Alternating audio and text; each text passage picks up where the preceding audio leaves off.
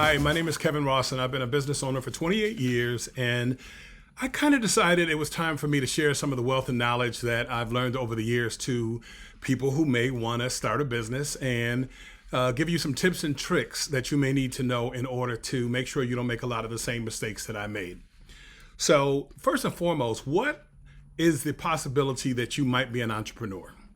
Well, it depends on your passion. First and foremost, it's like, is there something that you're very passionate about, that you really care about, that people ask you to do, that you enjoy doing, that doesn't feel like work when you do it, and something you can make money from? That's the most important thing. Have people offered you money for whatever this thing is that you do, whether it be making cheesecakes or uh, uh, planting vegetable gardens or helping people get organized, whatever the case may be. If it's something that is going to help somebody else, there's a very good chance that you have a business that you can start. Very first thing I want to tell you before I get into the details of finding out if you might be an entrepreneur is make a plan. I would say a 10-year plan at best. Look at how long you want to do it. That's the one mistake that I made in my business. And my site is, by the way, RadioFacts.com and BlackTop10s.com. Those are the two sites that I built up over the years, and I've done very well with them. But I was going to say that make sure that you set a plan and give yourself a time. You want to get in, you want to get out, but you don't want to be stagnant, because at some point it's not going to be as exciting as it was in the beginning, and you want to make sure that you have an out. So make sure that you have an in and an out for the situation, that you want to do it for 5 years, that you want to do it for 2 years, you want to do it for 3 years, you want to do it for 10 years. Mark that out in the very beginning. I'm telling you, it's very, very important. Second thing, let's talk about your hobbies. So say, for example, you like to make cheesecakes. I had a friend who liked to make cheesecakes, and he would bring the cheesecakes to work. He worked for the gas company, and he liked to play around with them. He made like peach cobbler cheesecakes, peanut butter cheesecakes, Oreo cheesecakes. He was doing all these different things, and he would bring it to work, and people went crazy over it. And after a while, they would ask him, hey, can you make me a banana pudding cheesecake? They would come up with these different kinds of cheesecakes they wanted, and they were willing to pay him, and pay him well for it. So $75 a cheesecake. So he spent his weekends making cheesecakes for the people that he worked with. And then I asked him, I said, well, there's a business here. I mean, at some point, do you think you'd want to do this as a business? And he said, no, I don't like the fact that I don't know how secure this is, and I want to make sure that I keep my benefits and et cetera. And some people they want to do it that way. They want to make sure that they have an opportunity to continue to make their stable money while they, have a hobby. The only unfortunate thing about that is that you may be missing an opportunity to make even more money, because there is no limit to what you can make when you own your own business. So, by opening up a shop or renting a shop and doing his cheesecakes, even at night or during the weekend, he can see what his real potential is, because people are already asking him, can you make it for me, and I'll pay you for it. And that is the very first sign of a business waiting to be birthed.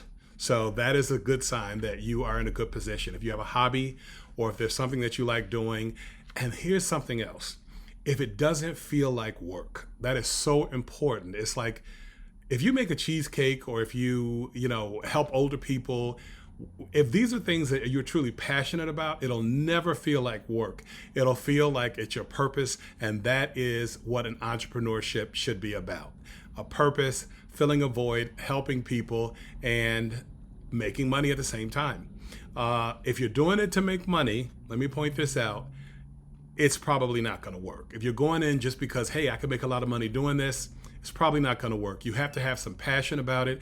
And this is even for online businesses. People can see right through it if you're in it just for the money. So make sure that you actually have some passion, and that you can be detailed about what you're doing, and you can be convincing and compelling. That's the most important thing. Next thing I want to talk about is the fact that just because you can be an entrepreneur Does not, just because you can be an entrepreneur does not mean the buck stops there. You do have to eventually learn how to run a business. There's a lot that goes with it. You have to learn how to do your taxes. You have to learn how to do bookkeeping. You have to learn how to sell. You have to learn how to train people. You have to hire people. Probably the greatest challenge of all those things is bringing other people on board. I want to just prepare you. One thing I've learned throughout the years is it's always best, especially in this economy, to hire people for projects.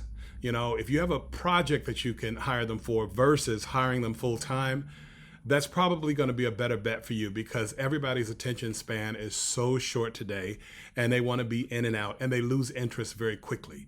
And there's nothing worse than training somebody, have them come on board, do a great job once, then start to wane, and then you have to start the whole process all over again. This interrupts your ability to run your business. So you definitely want to have maybe like 5 or 6 people you can call in per project, because they're going to be hungry for it. They're probably going to need the money, you know, and they can be paid, you know, pretty much right away. And you don't have to worry about all the other things that go along with, you know, trying to have a staff. I'm telling you right now, that is going to be a huge challenge. So eventually, as I stated earlier, you are going to get tired of doing the business. There's going to come a point where you say, I'm not as excited about doing this anymore. I'm not waking up with the joy that I once had, and the prospects and the possibilities are not as enlightening. At that point, you may want to either sell or start something else. A very famous industry person told me once, and I should have listened to her. I did not do this, and this is why I'm passing this on to you. The nature of a business is to build it and sell it. It is not to build it and die with it, which a lot of people in this country do, especially African Americans. It's like we have that dry cleaners mentality where we have a business and we figure, hey, I'm going to do this for the rest of my life, and then my kids can take over. Chances are your kids don't want to do it. I mean, if they had to do it when they were kids, they work in the dry cleaners, they probably hate it. They want to do something else, and they have a right to have their own lives. So your legacy is going to be best set at building businesses and selling them and enjoying your life versus working yourself to death, which is basically what you'll do, because at some point your business is going to go up or down. It's going to wane. It's going to be peaks and valleys, and you're going to get bored after a while on top of that. And once you get bored, it's a job. It's no longer an entrepreneurship. And once it's a job, you can go work for anybody else. But now you've got all these hours that you're working and you're putting in, and you don't have a lot of time for a lot of other things. So it becomes very stressful and frustrating. So as I stated in the very beginning, I would set a time, which is what I'm doing with 2 new businesses that I'm doing, including this one. Set a time and say, I'm going to give this 2 years. And even if you come up with small business plans, there is something to be said about business plans that a lot of people don't do these days. I don't believe in like long-term business plans, but I do believe in maybe every 3 months, kind of measuring where you are and where you want to go and where you want to pivot. So I would say, map out like where you want to be for the next 3 months when you start. Consistency. If you're going to start a business, you must be consistent. You cannot be in and out. You cannot take your time and say, I won't do it this week, I won't do it next week. You got to be consistent, because that's how you build momentum and that's how you build the business. Consistency, and you must also you must be compelling at what you do. You must be really good at what you do. So if you make cheesecakes, I have to go back to that example, and you have a special way of doing it, it's going to be kind of hard to teach somebody else to do that. So you may have to figure out a way to mass produce your idea on your own, even if you have to put the ingredients together and let everybody else do all the other work.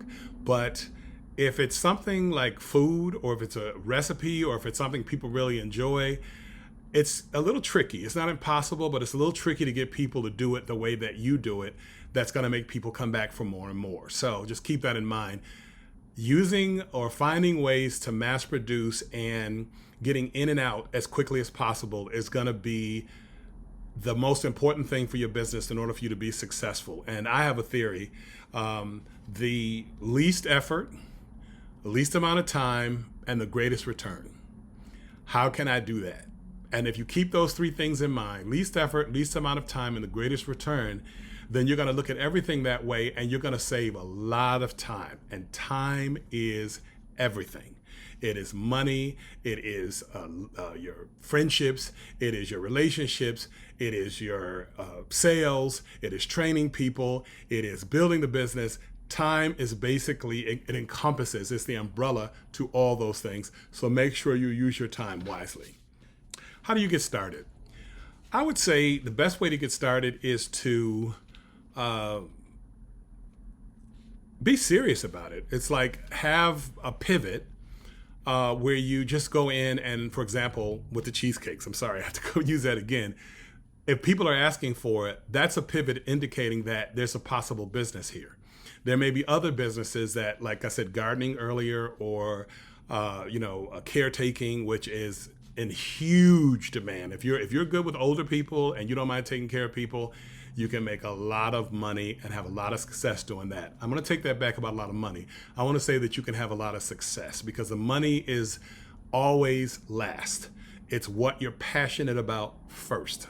So these are things that people are in dire straits for. People don't live in the same cities they lived in where they grew up. Their parents can't be moved. Their parents are older. They need rides to the grocery store. They need to be active. They need to visit their friends. They need company. And the kids usually can't do that because they're all over the place. So if you do something like that, I cannot tell you how many people I know who are in dire need of someone to help them do caretaking. And these are wealthy people who can definitely pay for someone's time and energy. Once again, don't focus on the money, focus on the passion. If it's something you really don't mind doing, that's great, because it's not always the best job. But if it's enlightening and it gives you joy, that's the first thing. Then, you of course you have to focus on your income. I mean, you just can't go in and say, I'm going to do it for free. Of course you have to focus on that, but always make money secondary, never primary. Passion is primary. Money is secondary, because if you do what you love, it is true, the money will come. Okay, so I think that's just about it for the basics of starting a business. If I could just kind of reiterate what I said, look at something that you really like to do. Are people asking you to do that for them? And are they willing to pay you for it?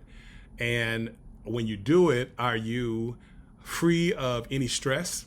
Are you enjoying it? Are you having a great time? Does it feel like work, or does it feel like fun? That's the key.